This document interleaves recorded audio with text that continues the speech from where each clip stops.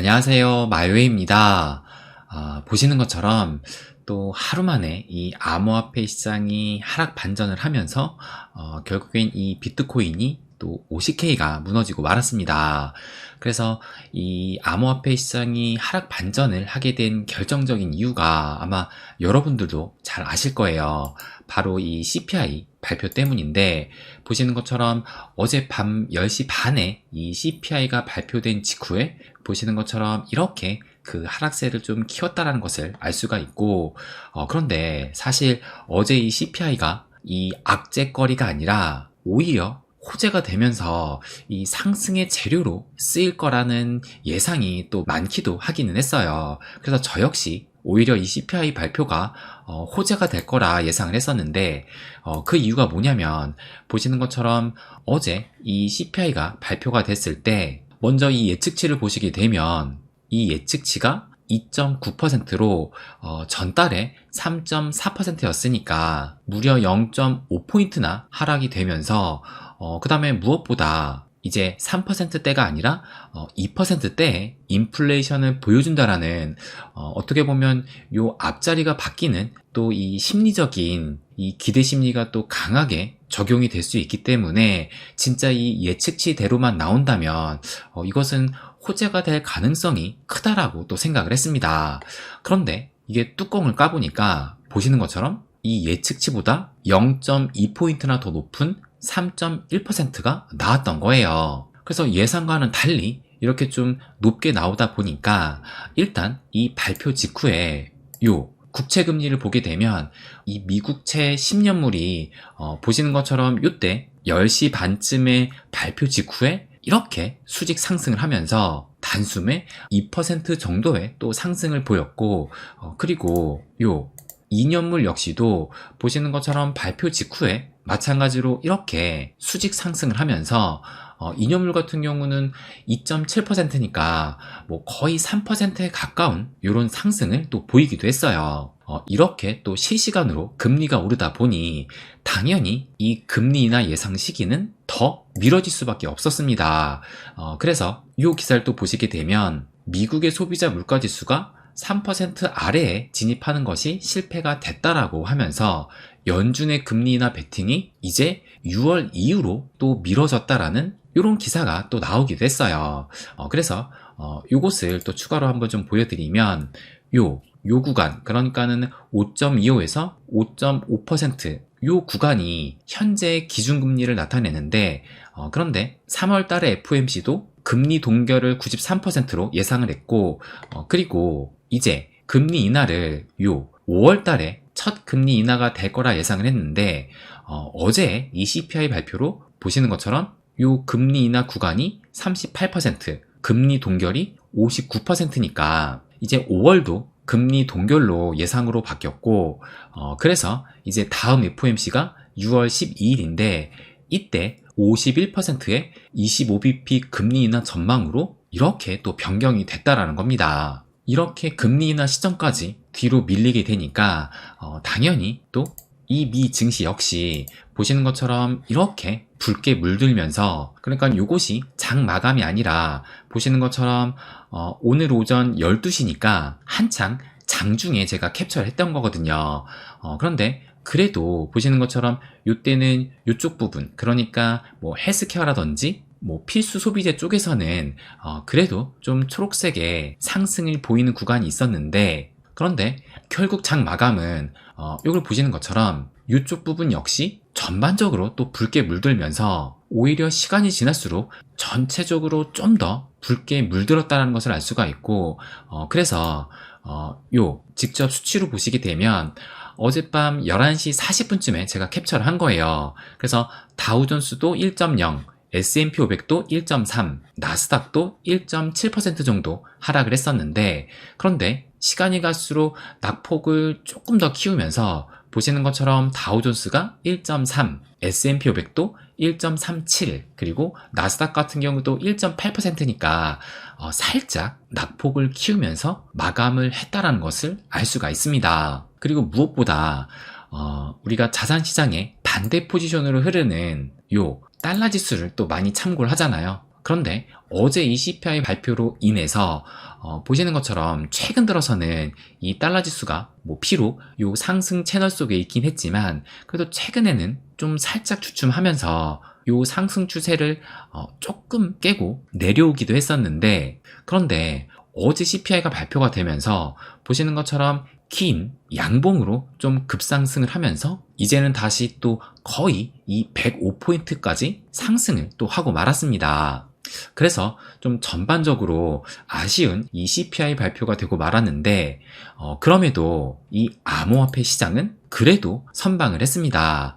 특히 이 비트코인 같은 경우가 한창 떨어졌을 때만 해도 보시는 것처럼 이 49K도 무너지면서 48.3K까지 하락을 했었는데, 그래서 요 당시에 그 최대 낙폭만 한번 체크를 해보면 최대 낙폭이 보시는 것처럼 3.7%니까 그래도 또 한때는 꽤 큰 하락을 보이기도 했어요. 그러다가 시간이 지나면서 보시는 것처럼 이렇게 좀 회복을 했던 것인데, 그런데 어제 이렇게 좀 한창 떨어졌을 때 이 당시에 좀 눈에 띄는 그런 특징이 또 하나가 있었습니다.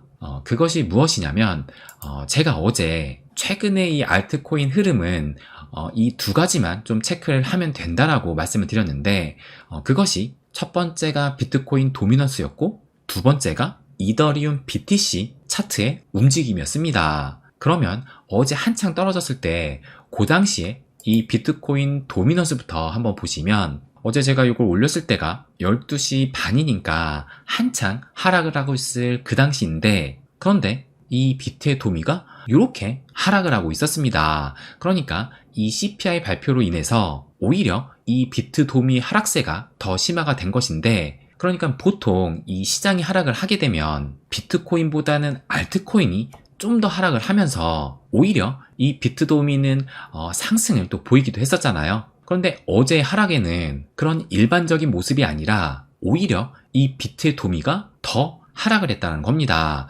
그러면 요 이더리움 BTC 차트도 보시게 되면 어제 이 시장이 하락을 했을 때도 이더리움도 마찬가지로 하락을 하고 있었거든요. 그런데 상대적으로 비트가 더 많이 하락을 하게 되면서 이 이더리움 BTC 차트는 오히려 이렇게 상승을 보였다는 겁니다. 그래서 이때까지만 해도 보시는 것처럼 이틀 연속 이런 상승의 움직임을 또 보이고 있었는데, 그래서 제가 이 당시만 해도 어떻게 생각을 했었냐면 이것을 보여드리면 오히려 이번 CPI 발표가 이 비트코인 도미넌스를 꺾으면서 추후 알트 상승기를 불러올 계기가 또 될 수도 있겠다라고 생각을 했어요.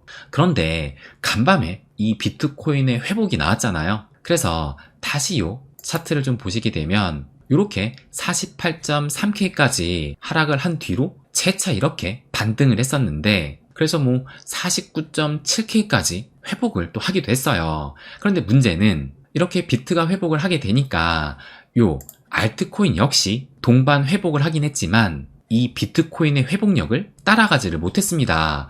그래서 결국에는 이 비트 도미넌스와 이더리움 BTC 차트가 어떻게 마감을 했느냐, 요것을 한번 좀 보여드리면 보시는 것처럼 요 비트코인 도미넌스는 결국에는 이 아래 꼬리를 좀 길게 달면서 상승으로 마감을 했고, 또 요 이더리움 BTC 차트는 또 요것은 반대로 이렇게 윗꼬리를 달면서 재차 음봉으로 또 마감을 했어요.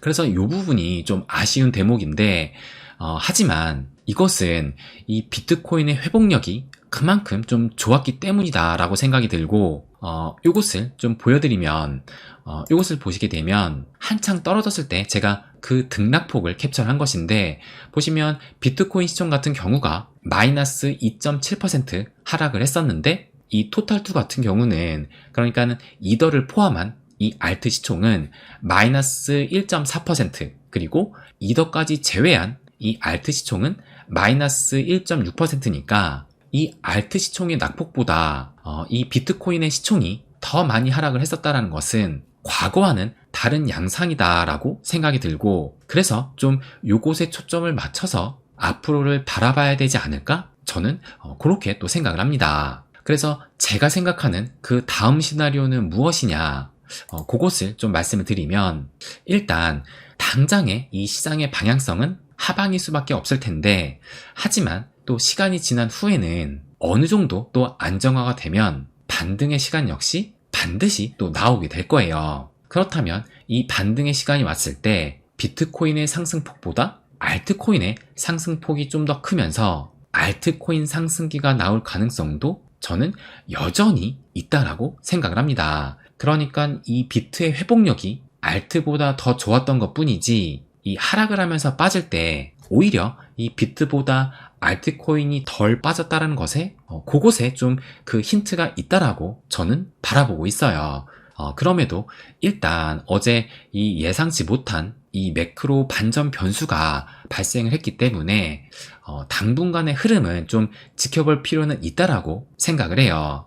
우리가 지금 이 자산 시장의 바로미터로 요 S&P 500을 좀 계속 체크하고 있는데, 그런데 사실 이 S&P 500 같은 경우가 보시는 것처럼 작년 10월 말 이후로 이렇게 상승을 하면서 최근까지도 연일 이 사상 최고치를 좀 경신하고 있었는데, 그런데 이런 상승 속에서도 정말 이렇다 할 큰 조정은 아직까지도 없던 것이 사실입니다. 그러니까 이때도 뭐 어느 정도의 조정으로 볼 수는 있지만 요 낙폭이 5%를 또 넘질 않아요. 그래서 일단 이 매크로적인 측면에서 앞으로 좀 그 흐름이 꺾이는 조정이 나오는지 이것을 좀 주목해서 지켜볼 필요는 있다라고 생각을 합니다. 그리고 또 최근 이 비트코인 같은 경우도 지금 보시는 것처럼 요 5만 달러까지 좀 가파르게 상승을 했기 때문에 어느 정도의 숨고르기는 뭐 충분히 나올 수는 있다라고 생각이 들어요. 그래서 우리가 바라는 이 알트 상승기가 좀 오려면 일단 이 비트의 안정화도 무엇보다 좀 중요하리라 생각을 합니다. 그런데 만약에 또 우리의 바람과는 달리 여기에서 조정폭이 좀 깊어진다면 이것을 또 걱정해야 하나 생각이 드실 겁니다. 그러면 마지막으로 이것을 좀 보여드리면 또 중요한 이 시그널이 나온 그 트윗을 하나 보여드리려고 해요. 바로 이 트윗인데, 이것을 보시면 이 알리라는 분석가가 이 슈퍼 트렌드라는 지표를 얘기를 하면서 이 슈퍼 트렌드가 비트코인 강세장을 정확하게 예측하는 것으로 알려진 도구인데, 월간 차트에서, 그러니까 월봉에서 매수 신호가 또 나타났다라고 트윗을 올린 겁니다. 그러면서 이 차트를 첨부를 했는데, 그래서 먼저 제가 이 팩트 체크를 해봤어요. 그래서 이걸 좀 보시게 되면 보시는 것처럼 이때 이 대세 상승장을 앞두고 요런 이 바이 시그널이 떴다라는 것을 알 수가 있고, 또 마찬가지로 이때 대세 불장을 앞두고도 이렇게 매수 신호가 떴었는데, 보시는 것처럼 지금도 이번 달을 기점으로 해서 요런 매수 신호가 떴다라는 것을 알 수가 있습니다. 그러면 요 알리가 첨부한 요 차트로 한번 보여드리면, 그래서 첫 번째 사이클 같은 경우 이 매수 신호가 뜨고 무려 9,000%의 상승을 보였고, 그리고 이 두 번째 사이클 같은 경우는 이 매수 신호가 뜨고 3,600%의 상승, 그리고 직전 사이클에는 이 매수 신호가 뜨고 820%의 상승, 그리고선 이제서야 또 매수 신호가 떴다라는 겁니다. 그렇기 때문에 제가 늘 말씀드리는, 우리가 이 큰 그림을 본다라면 이제야 매수 신호가 뜬 것이고, 또 앞으로도 최소 몇백 %의 상승은 나오게 될 거예요. 그렇기 때문에 설령 이 낙폭이 좀 커진다 하더라도 이것을 전혀 두려워할 때가 아니고, 오히려 내가 아직도 수량을 못 모았다라면 여전히 이 매수의 기회로 삼아야 된다라는 겁니다. 그래서 이제는 더 이상 쫄 때가 아니다라는 것을 마지막으로 좀 말씀을 드리고 싶고, 일단은 이 매크로적인 흐름이 좀 어떻게 흘러가는지 그곳을 관찰을 하면서, 무엇보다 또 이 비트코인의 움직임이 중요하다 보니까 이 비트코인이 좀 안정화가 되는지 체크를 또 함께 해야 될 것으로 보입니다. 그래서 이 비트코인이 어느 정도 안정화가 된다라면 알트코인의 상승기는 곧이어 따라올 것이라 저는 생각을 합니다. 네, 그럼 오늘은 여기까지 하겠습니다. 항상 제 이야기 끝까지 들어주셔서 감사드립니다. 부자가 되는 길, My Way.